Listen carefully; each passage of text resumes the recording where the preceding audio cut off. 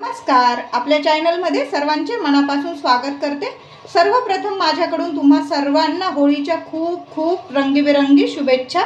महाराष्ट्राची आन बान शान म्हणजे आपली पुरणपोळी आणि कटाची आमटी।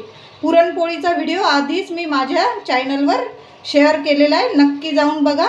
आता मी तुम्हाला दाखवते कटाची आमटी। अगदी गावरान पद्धतीने मसाला कसा तयार करून गावरान पद्धतीने कटाची आमटी कशी तयार करायची, तर रेसिपीला चला सुरुवात करूया। कटाची आमटी करताना आपल्याला पहिले डाळ शिजवलेलं, पुरणाची डाळ शिजवलेलं, चणा डाळ शिजवलेलं पाणी हवं आहे। आपल्याला कटाच्या आमटीसाठी थोडासा छान मसाला तयार करून घ्यायचा आहे। अगदी गावरान पद्धतीने मसाला कसा तयार करायचा तुम्हाला दाखवते मी। इथं मी मध्यम आकाराचे 2 कांदे घेतलेले, कांद्याचं फक्त टरफलं काढून घेतलेलं आहे आणि थोडासा असा मध्ये कट दिलाय, जसं वांग्याला वगैरे कट देतो। आपला कांदा असा उघडून जातो, मोकळा मोकळा होऊन जातो, म्हणजे तो भाजले चांगला जाईल एवढाच आपल्याला याचा हे करायचं आहे। आणि थोडंसं सुकं खोबरं घेतलेलं आहे, आलं लसूण, थोडी कोथिंबीर जरा जास्त लागणार आहे आपल्याला। आता मी गॅसवरच कांदा खोबरं असं भाजायला ठेवून दिलेलं आहे। छान आपल्याला खरपूस असं काळपट होस्तोर छान भाजून घ्यायचे, त्यानेच आपल्याला कटाची आमटी खूप चविष्ट होणार आहे। चिमट्याने उलटपालट करून आपलं खोबरं वगैरे एकदम खरपूस भाजून घ्यायचं आहे आपल्याला। कांदा सुद्धा असा थोडा उलटपालट करून भाजून घ्यायचा आहे आपल्याला। कांदा खोबरं किती छान असं भाजून घेतलेलं आहे मंद आचेवर, असंच भाजून घ्या, खूप छान मसाला तयार होतो अगदी गावरान पद्धतीचा। आता आपण मसाला करून घेऊया। जे कांदे वगैरे भाजून ठेवले ते टाकूया, कोथिंबीर, खोबऱ्याचे थोडेसे तुकडे करून टाकते, नाही तर आपलं मिक्सर वगैरे बिघडायची शक्यता असेल।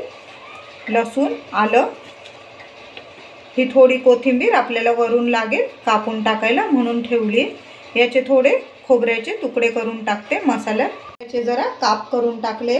आता 2-3 चमचे पाणी टाकून, जरा कमी पाणी टाकून आपल्याला मसाला दळायचा, छान बारीक मसाला दळून घेते।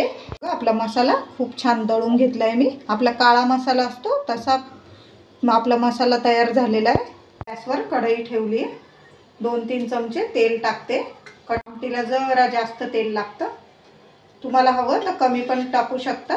मी 2 चमचे टाकले। जिरं, अर्धा चमचा जिरं, मोहरी छान तडतडू द्यायचे, खमंग फोडणी झाली पाहिजे आपली।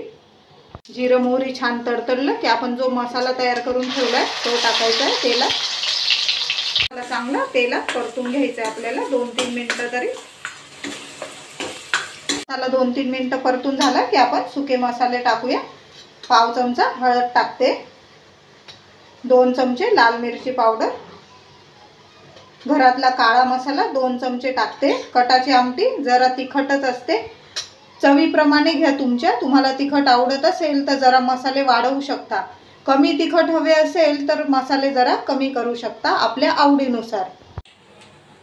थोडासा हिंग, आणि आता मसाले छान परतून घ्यायचे आपल्याला 2-3 मिनिटं तरी। मसाला बघा छान परतून घेतलाय 2-3 मिनिटं, छान तेल सुटलेलं तुम्हाला दिसत असेल।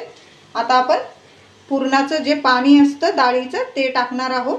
आपल्याला यात धना पावडर जिरा पावडर तुम्हाला टाकायचं असेल तर टाका, पण मी तर म्हणेल नाही टाकलं, कारण ह्या कटाच्याच याला आमटीला इतका स्वाद आणि चविष्ट होते ही आमटी, काही टाकायची गरज नाही, फक्त हा साधा सुद्धा मसाला खूप होतो या आमटीला। आता हे पाणी टाकूया, बघा डाळ किती छान आहे त्यात थोडीशी, आणि कटाचं पाणी टाकल्यानंतर पण तुम्हाला वाटत असेल आमटीत पाणी वाढवावं कटाच्या आमटीमध्ये, तर आपल्याला गरम कोमट पाणी टाकायचं आहे। मी जरा पाणी गरम करून ठेवलेलं आधी, याने तवंग पण छान येतो, तरी पण छान येते, चव तर खूप छान येते। नक्की गरमच पाणी टाका। नुसार मीठ टाकते। आपल्या कटाच्या आमटीला काय छान तरी आलेली आहे, वरून मस्त हिरवीगार कापलेली कोथिंबीर, छान उकळू द्यायची 2-4 मिनिटं तरी आमटी। बघा आपली कटाची आमटी एकदम तयार आहे। ही रेसिपी आवडली असेल लाईक करून शेअर करा, आपल्या चॅनलला नक्की सबस्क्राईब करा। धन्यवाद।